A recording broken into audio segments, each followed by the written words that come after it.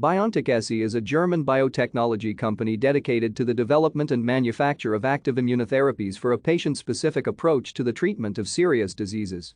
It researches drugs based on messenger RNA for use as individualized cancer immunotherapies, as vaccines against infectious diseases, and as protein replacement therapies for rare diseases, and also engineered cell therapy, novel antibodies and small molecule immunomodulators as treatment options for cancer. The company developed an mRNA-based human therapeutic for intravenous administration to bring individualized mRNA-based cancer immunotherapy to clinical trials and to establish its own manufacturing process. BioNTech was founded in 2008 based on research by Uğur Ahin, Christoph Huber and Özlem Teresi. It has since been supported by a scientific advisory board under the direction of Rolf M. Zinkernagle.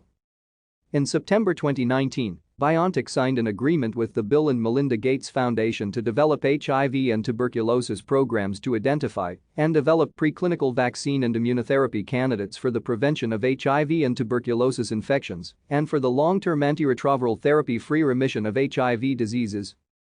In June 2020, BioNTech received €250 million from Singapore's Temasek Holdings and other investors through a private placement of mandatory convertible bonds.